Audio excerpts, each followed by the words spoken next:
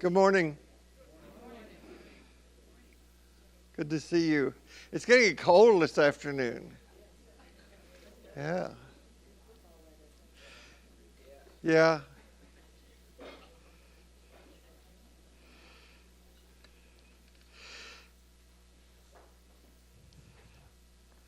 So, no matter who you are or where you are on your spiritual journey, you are celebrated here. So, we begin this time in silence. If it helps to close your eyes, you can do that.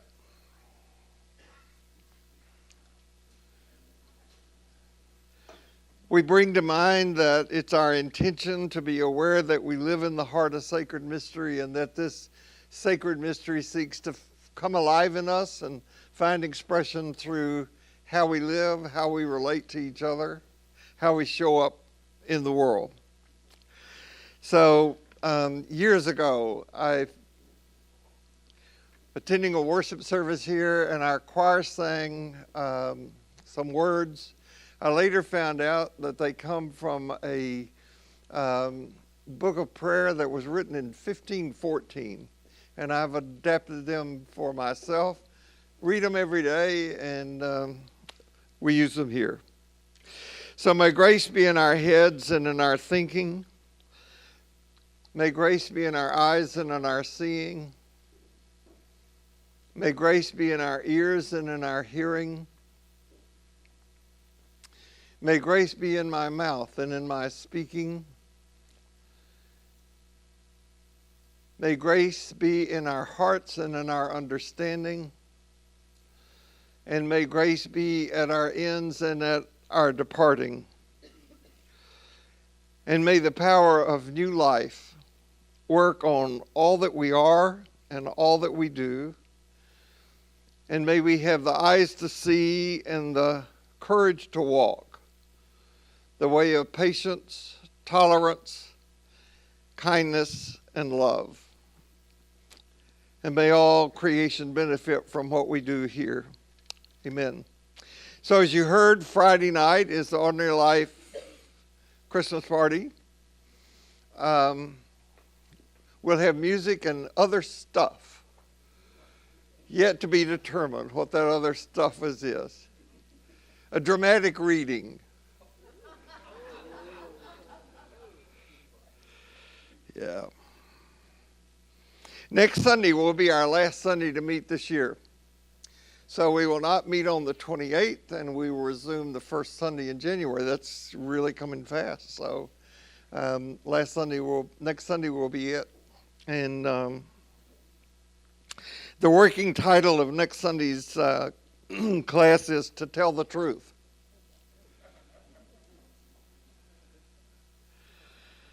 Hard to do in church.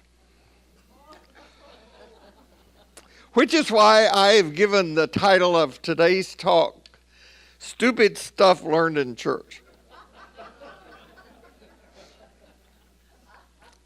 Okay, one of the difficulties among many that I have caused myself in life is that I have become known as a jokester and a trickster.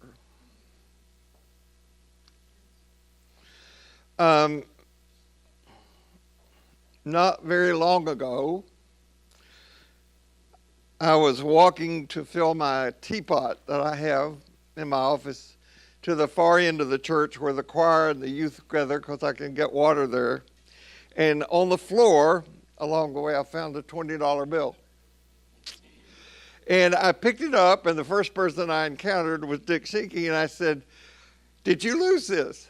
And he said, "Is this a magic trick?"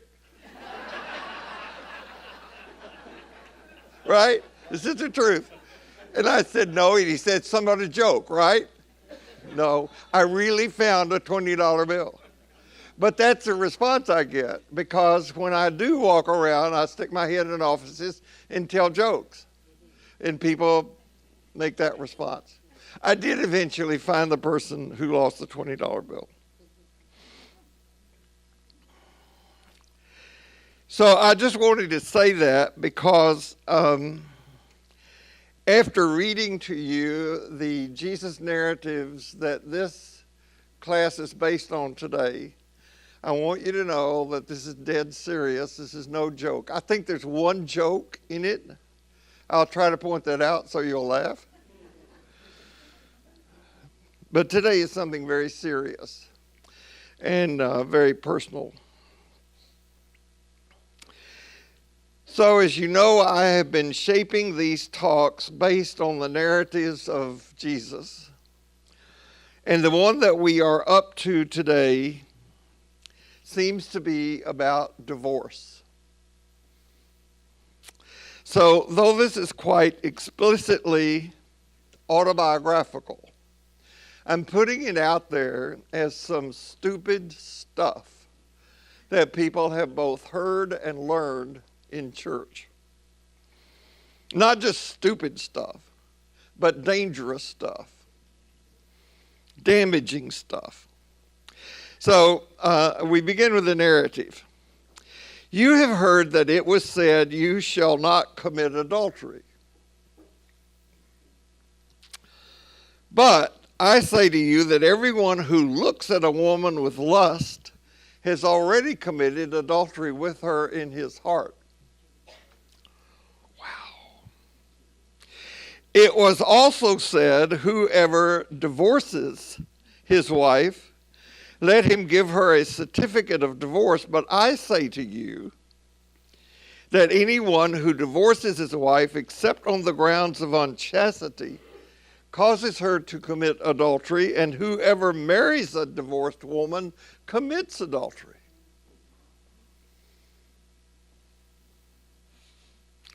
This is the way Eugene Peterson translates these verses. You know the next commandment pretty well, too. Don't go to bed with another spouse. But don't think you've preserved your virtue simply by staying out of bed.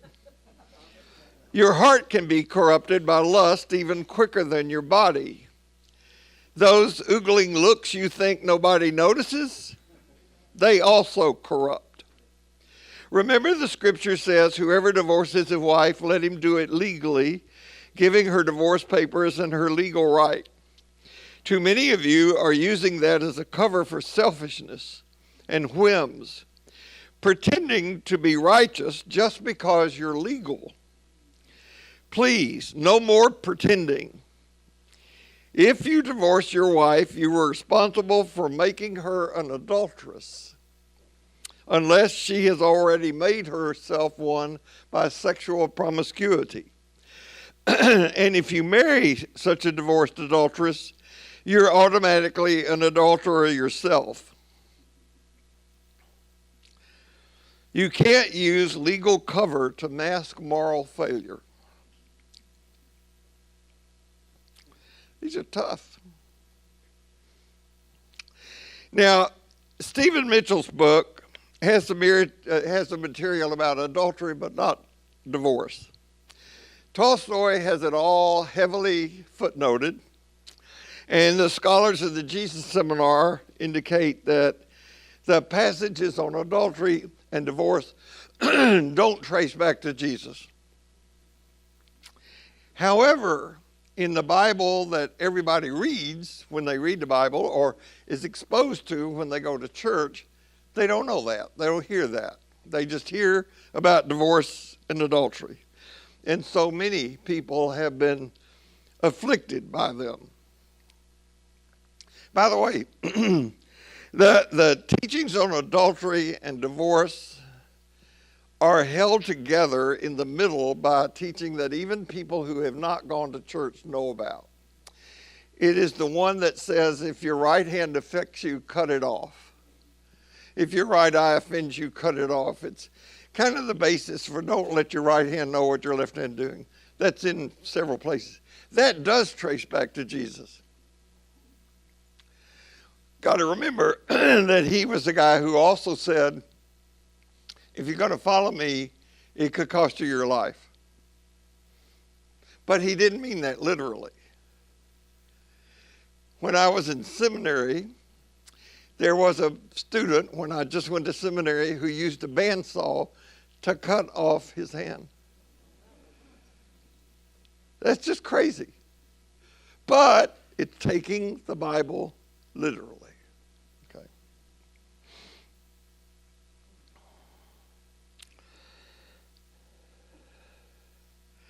So here's a very personal, painful, and in places embarrassing story.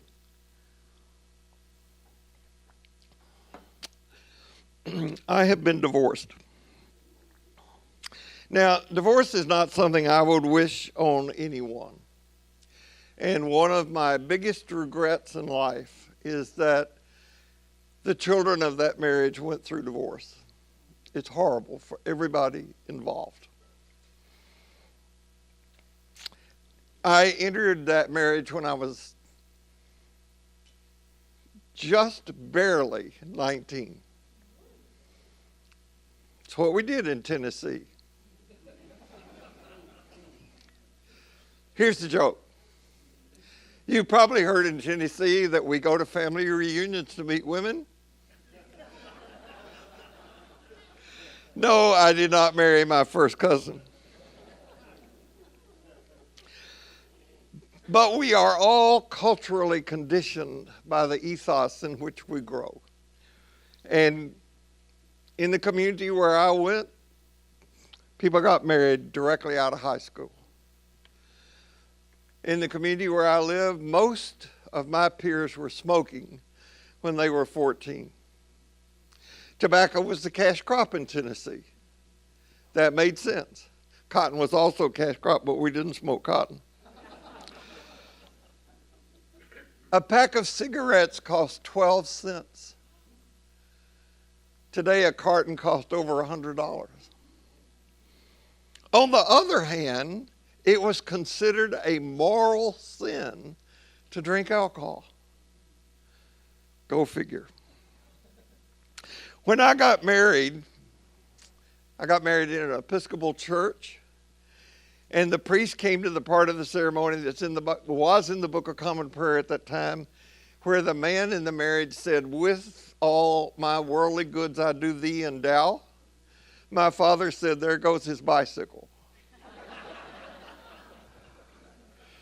That was the second joke. That was not true either. So one of the conditions of that marriage was that the woman that I married had to change her religious affiliation from Episcopal to Baptist, which she resented, but didn't have the cultural permission to say that. The seeds were sown. So both of us were too young and too unaware to get married, and the patterns we followed for being male, husband, father, for being female, wife, mother, were all things that we had inherited from our culture and activated the archetypes that lived deeply within the unconscious about what that meant. Okay? That makes sense? That's why a man can live by himself, cook his meals, wash his clothes until the day he gets married. And then after that, it stops. Because that's not a guy's job.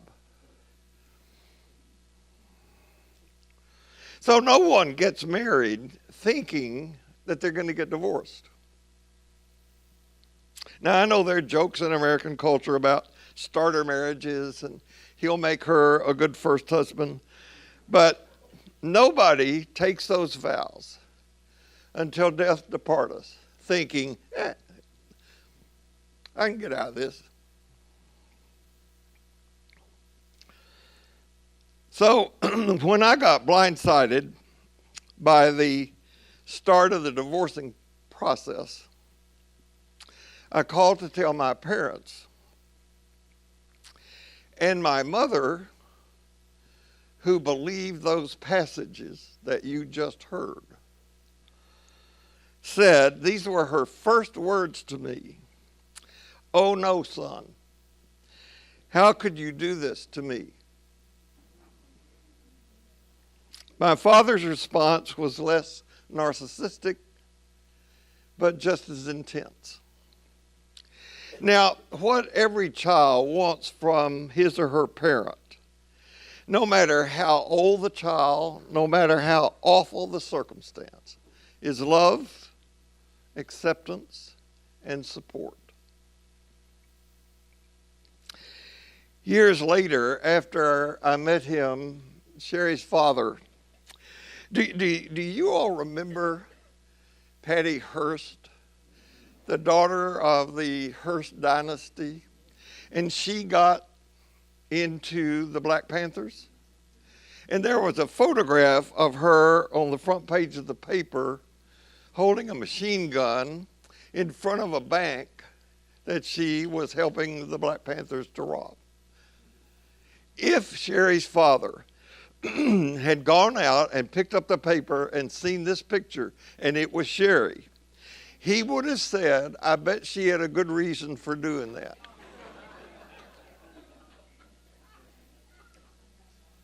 And he would have said, isn't that a good picture of her?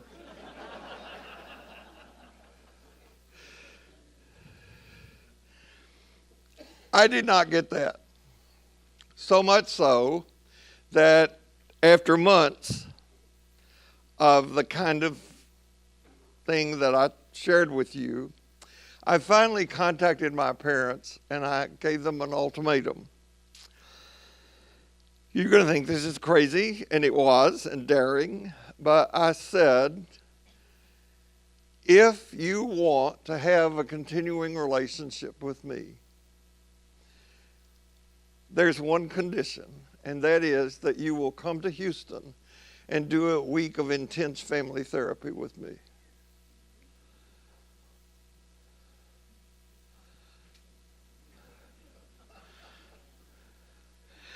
To my surprise, they agreed to that. Not quickly, but they came. And we spent 5 days seeing a therapist and many hours outside the therapy session in individual one-on-one meetings. And I cannot tell you the revelation of generations of secrets that came out of those meetings that my family, their parents, and their parents' parents had worked so hard to keep anybody from knowing anything about. Other divorces, alcoholism, suicide, unwanted pregnancies that forced marriages, all sorts of stuff that came out, and I was just absolutely flabbergasted. It was my parents' desire to present this perfect image because they thought that's what the Bible wanted. And they needed to please the God of their understanding by getting the approval of their peers. That's how that worked. So as I said, part of the work involved sessions outside with each of my parents, getting to know them individually, calling them by their first names, which were Lida, my mother, and Alan, my father. And as I said, the revelations are just mind-boggling. On one occasion, I was with my mother, and she said, still clinging to those verses that I read to you, she said to me, she said, son, you know that being divorced is ungodly. There was a pause. I didn't say anything, and then she said, and if you get married, remarried, that's immoral. It's in the Bible. More silence. And then she said, but if you don't, that's unnatural.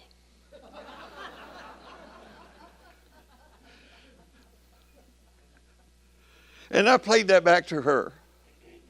I said, you know, I've heard of the parental double bind, but I think you just invented the parental triple bind. And not only that, you've come up with a great name for a rock band. The immortal, the ungodly, and the unnatural. Actually, she laughed.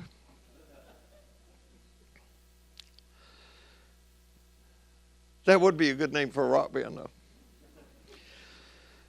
So when you leave these times that we share together in here, my hope is that you leave with some new ways of thinking, new ways of believing, ways that lead to peace. And as we ended last week, ways of experiencing the activation of presence in your life. My mother and millions of others heard and believed some really stupid stuff in church. And one of the stupid things they believed had to do with the Bible. Now, you are not likely to hear this explicitly stated in churches, even in progressive churches. But God never intended the Bible to be the ultimate norm, guide, and foundation of faith. It wasn't for Jesus, and it shouldn't be for us.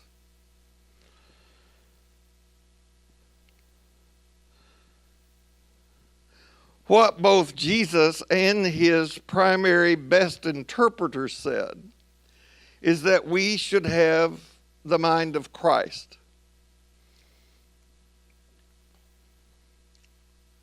And by the way, the word Christ means the attributes of God fully activated in a human being.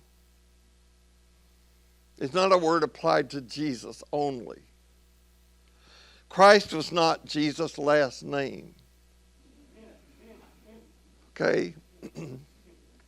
Mary and Joseph Christ didn't have a baby and name him Jesus. So, for my mother and millions of others, the greatest threat to life was committing some sin as defined by the particular religious sect they belonged to. But I want you to know that the greatest threat to our lives is not sin, not even close. The greatest threat is the false gospel that is within much of American Christianity, especially Christian nationalism. It is a false gospel if it mixes love with conditions, if it mixes grace with an angry, vengeful God. Somehow in our time, Jesus has been changed into a white, conservative, sexist, racist, anti-gay, macho male with privilege, bigotry, and nationalism.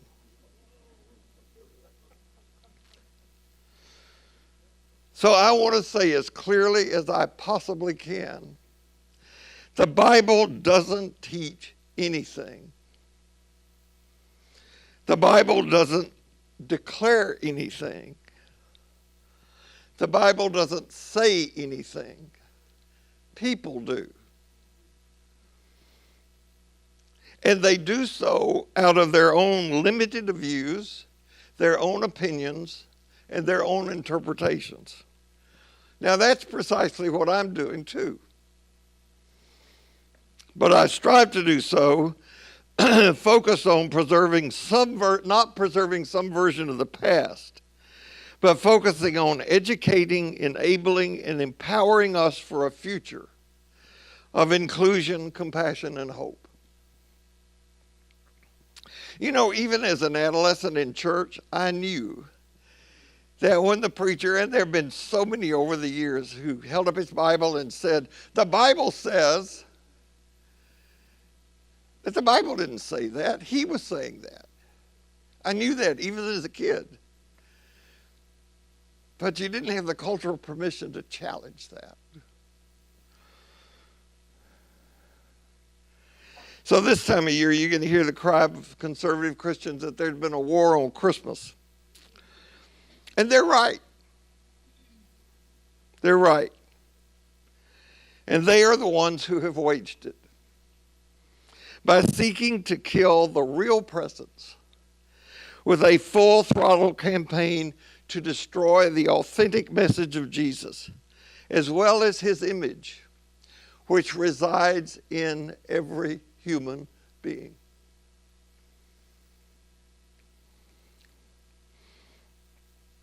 Seeking to navigate by the wayless way is not a search for religion. It's a search for reality.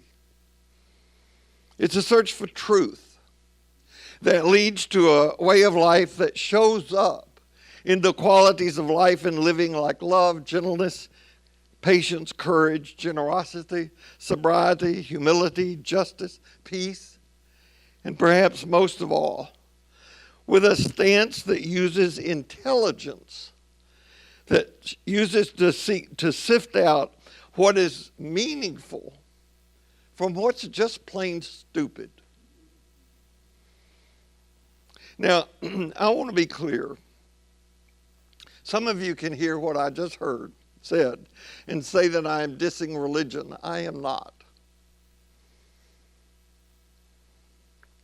If a person knows that every religion throughout history is the product of human construction, using the symbol system and the values and the language, the culture in which that religion was created, right? Then religion can be very useful, even fun. It can be vital because it serves, this is a function of religion, in case you were not aware of it. Ordinary life is an educational offering of a religious institution. And religion offers us rituals, it offers us community, and it offers us the combined energy to do things in society that otherwise we could not do.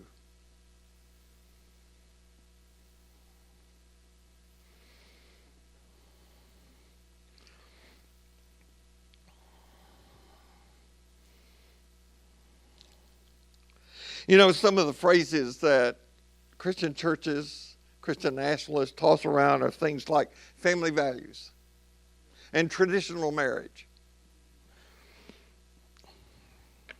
Well, let's talk about that. During the time of Jesus, marriage was absolutely nothing like it is thought of in our culture. For one thing, in the time of Jesus, marriages were arranged. They were deals between families. And they were made to create alliances, to strengthen economic security, to ensure preservation of lineage.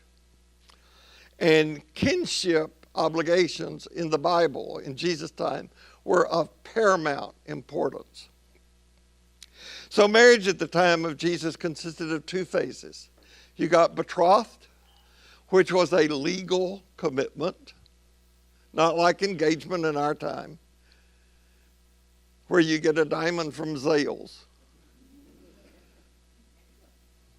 This was a condition that Mary and Joseph were in when Joseph discovered Mary was pregnant. And he decided to divorce her quietly. They were not married, they were betrothed.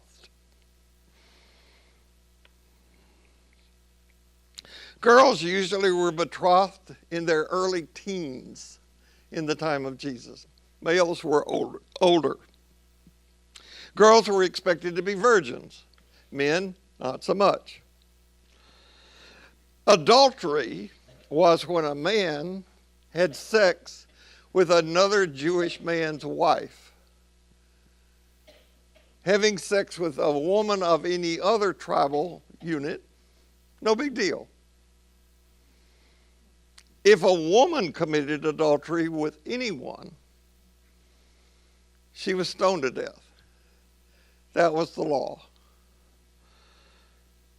So by the time of Jesus, Jewish laws among Jews had gotten really much more progressive than in the tribes around them, the culture around them. So in a Jewish marriage, a man was required to provide food, clothing, and exercise conjugal relations. And if he didn't do these things, the woman could divorce him. However, if she divorced him,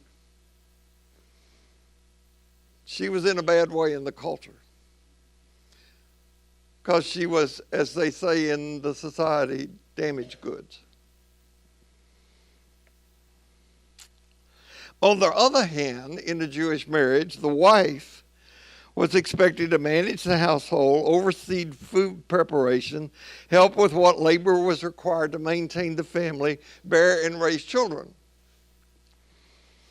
And some evidence from both Christian documents and from documents outside of that from the time indicate that women had a lot more authority and autonomy than has generally been assumed at the time of Jesus.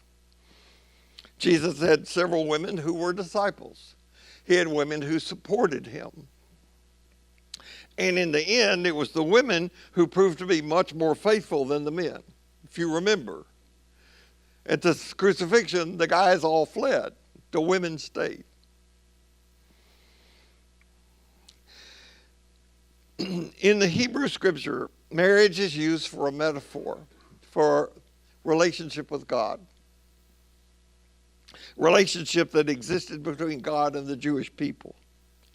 That's one of the reasons that Jesus uses weddings so often in his parabolic teachings. Something the Jews would be used to. So at the time of Jesus, there was a debate about divorce. On one side of the debate were those who said you could only get divorced for adultery. On the other side of the debate were those who said, no, you could get divorced. A man could divorce his wife for any number of reasons. She said something disrespectful. She didn't cook a meal right. She lost her physical beauty. Whatever. This was the debate, and Jesus came down on this side of the debate. Not this side. He didn't say you could divorce anybody for whatever whim you wanted. He said that'd be serious. Polygamy existed at the time of Jesus, but most Jews did not practice it at that time. Herod practiced polygamy. Others around in the empire did.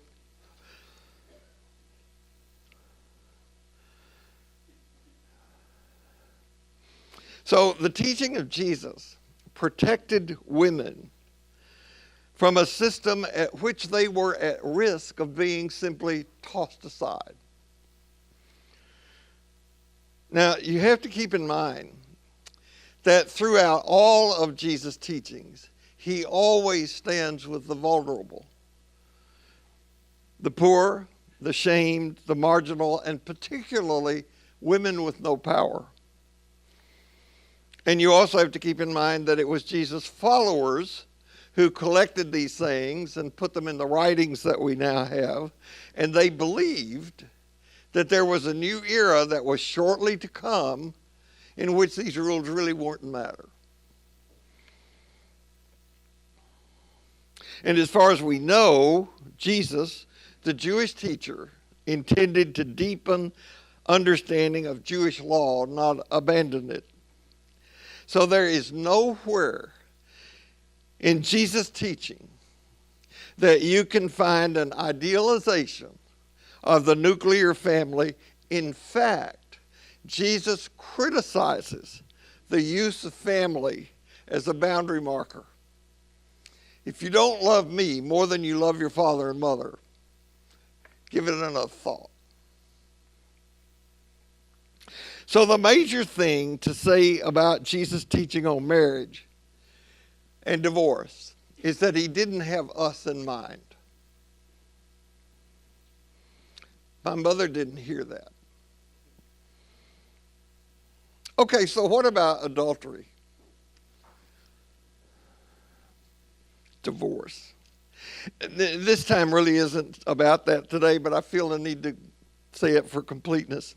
I don't think marriage is something that should be entered into lightly. It's certainly not something based on how you feel about somebody. I will say that there are few things that deliver a wound to the human heart that are more profound and painful than the discovery that someone who had pledged fidelity to you has violated that confidence. And divorce, even when it is the best right option, is never easy. and it leaves psychic residue for a lifetime. Now, I was unmarried for 4 years before I met the love of my life. And we sometimes refer to being unmarried as being single, but I've come to believe that everybody's single. Just some folks don't know it. And the one thing you can be sure of if you are in an intimate, committed relationship is that someday one of you is going to leave in one way or another. So neither Sherry nor I rushed into marriage. We didn't know each other for 4 years, but after being divorced. Neither of us wanted to go through what had gotten us where we were. And over time, because of our professions and the reputation that we developed, I'm not going to go into that history here, but over time, Dr. Jim Bankston, who was senior pastor here at the time, asked us to come up with a course that we could teach here to offer those who were getting married here, kind of a premarital course. So we wrote a course. And during the time of preparing for this class, I saw that we have taught that course 45 times here and in other places. And as a matter of fact, we got that course approved in the curriculum by the state of Texas, so that if you took our course, you got a reduced fee for your marriage license.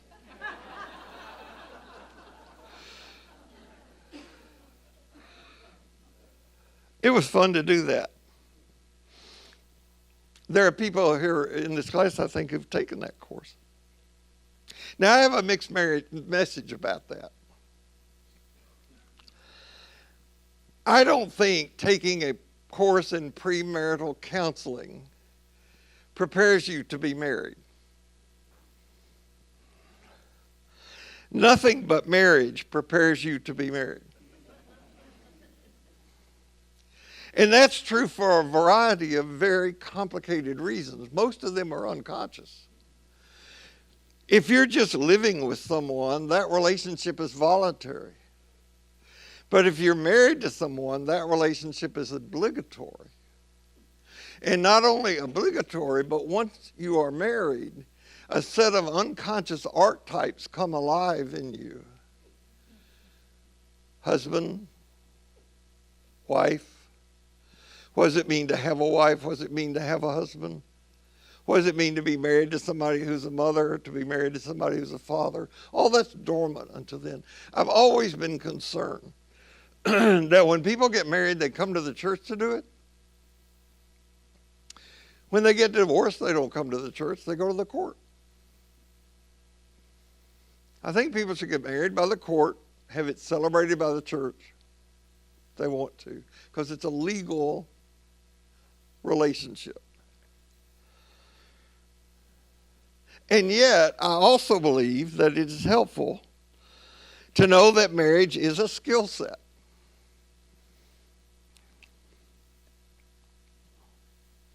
It's not based on feelings. It's not based on love. I hope you love your partner.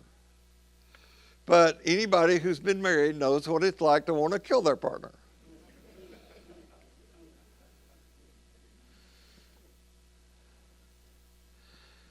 Marriage is based on, I think, 3 things. It's based on respect.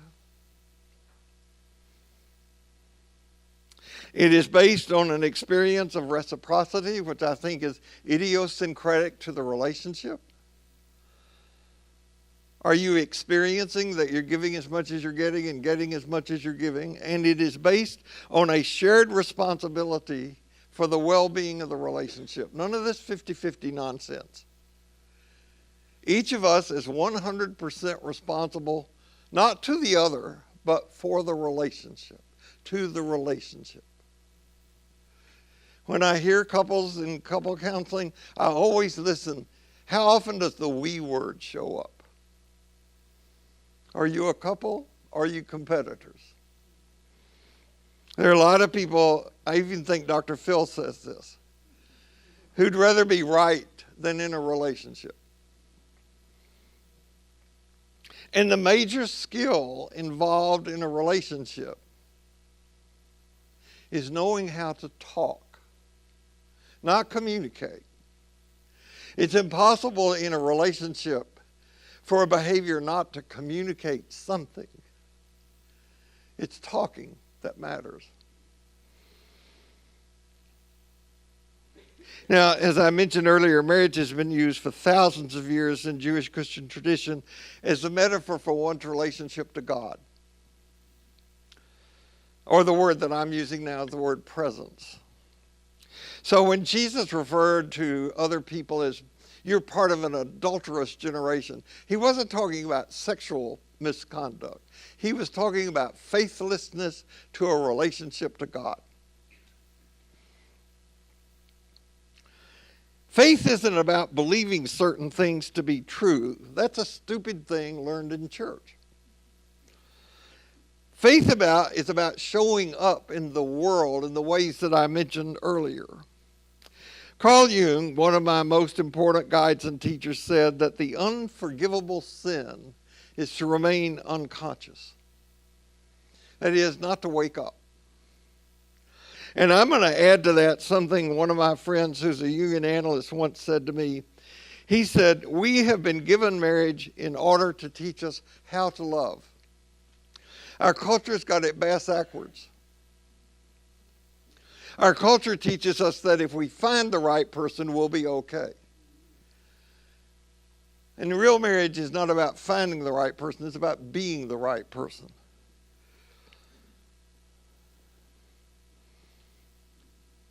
Ready to go deep? Okay, here we go. At all levels of existence, we learn this from physics and cosmology.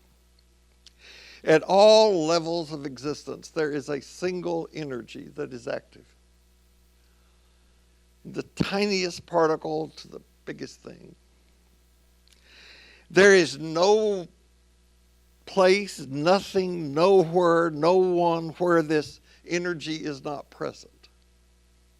And it is active, it is intelligent, it is creative, and it has the capacity to be involved in constant transformation. Our bodies have been exchanging cells since we've been together today. And your body has been changing while you've been sitting there. We don't even have to think about it. Now, one of the names that has been given to this energy is God. And one of the attributes to be given to God is love.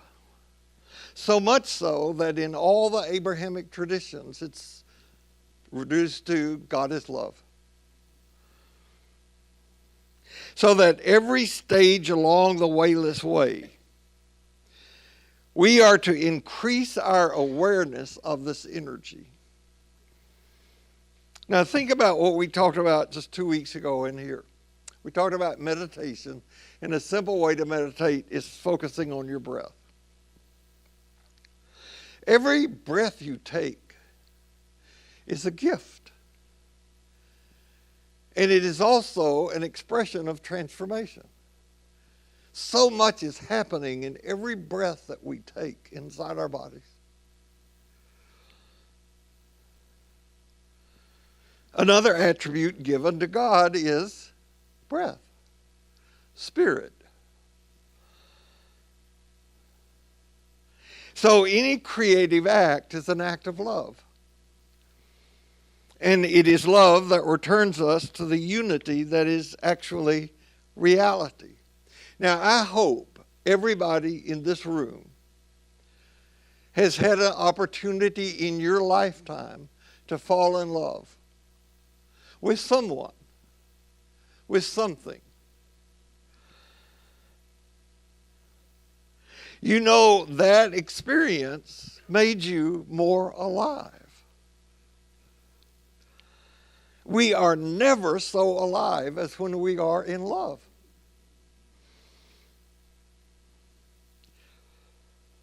And I think what Jesus is teaching is, why restrict this to one person, one time, one place? Why can't we be lovers like him all the time? Because what Jesus taught, he embodied. And what the wayless way calls us to is the way of manifesting that love in kindness, generosity, patience, and in the process discovering that love within ourselves. If we are ever to become transformed human beings, it will be because we have learned to love. And you know that people in love see what others do not see. When I was entering adolescence, I remember seeing two people together. I won't describe them. And I said out loud, I wonder what he sees in her. And I was with my grandmother at the time, and she made a comment that has stuck with me to this moment. She said, there is a lid for every pot.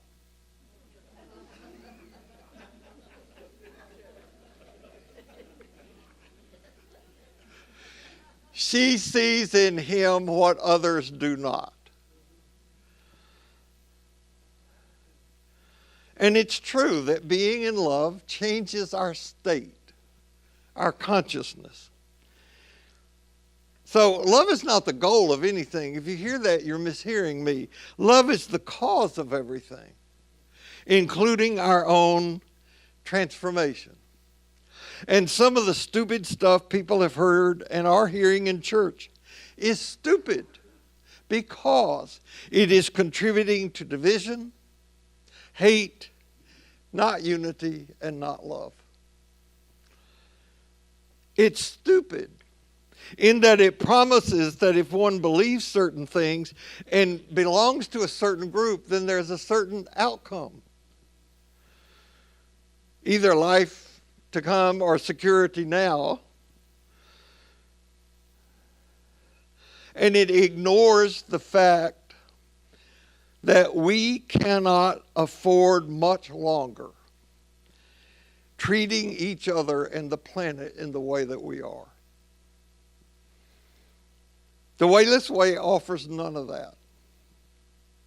It offers simply a path to human wholeness and transformation through love. We asked people to submit questions before the Thanksgiving break and answered them that Thanksgiving Sunday. And one of the questions that we got was, what did I mean when I referred to myself as a child of God? Well, I am, just as you are, a product of that energy that I just described. And that energy is love.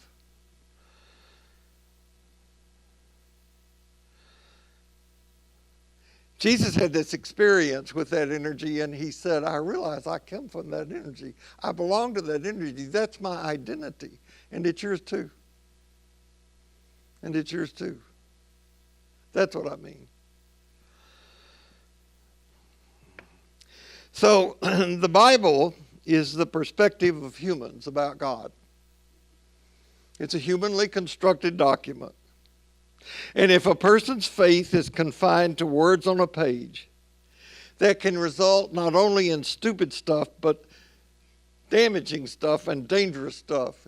It's a not good book. Jesus is the perspective of God about humans. And Jesus' perspective on humans is that we all came from the same source, no exceptions. Without hesitation, reservation, stipulation, or condition, Jesus said to those around him, you're the light of the world. Now go act like it.